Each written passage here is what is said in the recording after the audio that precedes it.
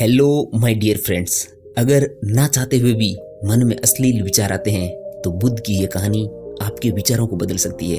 एक बार राजकुमार भरत बुद्ध के सानिध्य भिक्षु के रूप में दीक्षित हुए। बुद्ध अपने भिक्षुओं को उपदेश देने के साथ उनको भिक्षाटन के लिए भेजते थे, जहाँ से उनको भिक्षा मिलती। भरत को महात्मा बुद्ध ने भिक्षा लेने के लिए एक श्राविका के घर भेजा। भरत रास्ते में चलते हुए सोच रहे थे कि ना जाने आज खाने में क्या मिलेगा। हमेशा महल में खाने के लिए अनगिनत स्वादिष्ट भोजन मिलते थे, लेकिन आज जो भी मिलेगा उसी से काम चलाना पड़ेगा। भरत ने श्राविका के घर पर जाकर भिक्षा के लिए याचना की। श्राविका ने भरत को बैठने के लिए कहा। श्राविका जब अंदर गई तो भरत पुनः अपने प्रिय भोजन के बारे में सोच रहे थे। जब श्राविका भोजन लेकर आई तो भरत अचंभित रह गए। भरत अपने प्रिय भोजन को देकर खुश हुए। भरत भिक्षा ग्रहण करने लगे। भिक्षा ग्रहण करते हुए भरत सोचने लगे, उनको हमेशा खाना खाने के बाद कुछ विश्राम करने की आदत है, लेकिन आज उन्हें यहाँ से खाना ग्रहण करने के बाद धूप से होकर वापस आश्रम पहुँचना है। भोजन हो जाने पर श्राविका ने भरत को कुछ समय विश्राम करने के लिए आग्रह किया। भरत पुनः खुश हो गए। सारी इच्छाओं की पूर्ति होते देख भरत इसको एक संयोग मानकर कुछ देर के लिए लेट गए। लेटते हुए भरत सोचने लगे, आज तो सोने को मिल गया, लेकिन मेरे सर पर हमेशा के लिए छत का साया तो मिट गया है। जब भरत सोकर पुनः उठे तो श्राविका ने कहा, आपको जब तक यहाँ पर रहना है यहाँ पर रह सकते हैं। अब भरत समझ गए कि यह कोई सहयोग नहीं है, श्राविका जरूर मेरा मन पढ़ रही होगी। भरत खड़े हुए। भरत ने श्राविका से पूछा, मुझे क्षमा कीजिए, पर क्या आप मेरा मन पढ़ सकती है?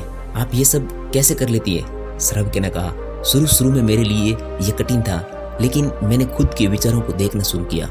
शुरू में मेरे विचारों की संख्या अनगिनत थी, पर मैंने अपना पूरा ध्यान उन विचारों पर केंद्रित किया। मैंने बिना पक्ष विपक्ष के अपने विचारों को देखना जारी रखा। धीरे धीरे मेरे विचारों की संख्या कम होती गई। मेरे सारे व्यर्थ विचार दूर होते गए। तब से मैं दूसरों के विचार पढ़ लेती हूँ। ये सब सुनकर भरत घबरा गए। भरत ने श्राविका से आज्ञा ली और वहां से निकल पड़े। रास्ते में चलते हुए भरत अपने मन के विचारों का स्मरण करने लगे। भरत के मन में श्राविका के बारे में अश्लील विचार आए। श्राविका ने भरत के बारे में क्या सोचा होगा? भरत को खुद पर शर्म आ रही थी। भरत आश्रम पहुंचे। भरत ने बुद्ध से कहा, अब से वे कभी भिक्षाटन के लिए नहीं जाएंगे। बुद्ध ने भरत को नीचे बैठाया और कहा, क्या हुआ? तुम मुझे अपनी व्यथा बताओ, विस्तार से बताओ। भरत ने विस्तार से सारी बात बताई। भरत की बातों को सुनकर बुद्ध ने कहा, आज से 7 दिनों के लिए श्राविका के घर पर भिक्षा के लिए तुम ही जाओगी, लेकिन तुम्हें कुछ बातों का ध्यान रखना पड़ेगा। कल तुम जाते हुए अपने चित्त को पूरे होश में रखना। तुम्हारे अंदर कौन से विचार उठ रहे हैं उन पर पूरा ध्यान केंद्रित करना। होशपूर्ण और जागरूकता के साथ ध्यान करना कि कौन सी वासना तुम्हारे भीतर उठ रही है। इन सभी का ध्यान करते हुए जाना और फिर मुझसे विचार विमर्श करना। अगले दिन भरत बुद्ध के बताए अनुसार पूरे मार्ग में अपने होश को जागृत रखते हुए चल रहा था। भिक्षु आज पूरी तरह से जगा हुआ था। जैसे जैसे श्राविका का घर नजदीक आ रहा था, भरत की घबराहट बढ़ रही थी। भरत ने अपनी घबराहट को एक तरफ करते हुए बुद्ध के विचारों पर ध्यान केंद्रित किया।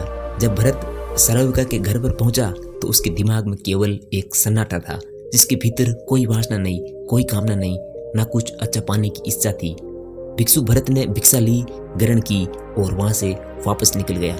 आज भरत रास्ते में नाचते हुए आया। आज उसको जिस आनंद की अनुभूति हुई वह अद्भुत थी। आज से पहले इस आनंद को उसने कभी महसूस नहीं किया। इसलिए कहते हैं कि अपने मन को अपने नियंत्रण में रखना कितना ज्यादा जरूरी है। आई होप आपको इस वीडियो के माध्यम से बहुत कुछ सीखने को मिला ही होगा। अगर आप मेरे इस प्रयास को प्यार देना चाहते हैं तो इस वीडियो को लेफ्ट हैंड से लाइक और राइट हैंड के अंगूठे से चैनल को सब्सक्राइब कर देना। साथ ही कमेंट में अपने नाम के साथ जय हिंद जरूर लिखना। मैं मिलूंगा आपसे अगली और पावरफुल वीडियो में। तब तक आप जहां भी रहो, स्वस्थ रहो, मस्त रहो, अपना और अपनों का ख्याल रखो।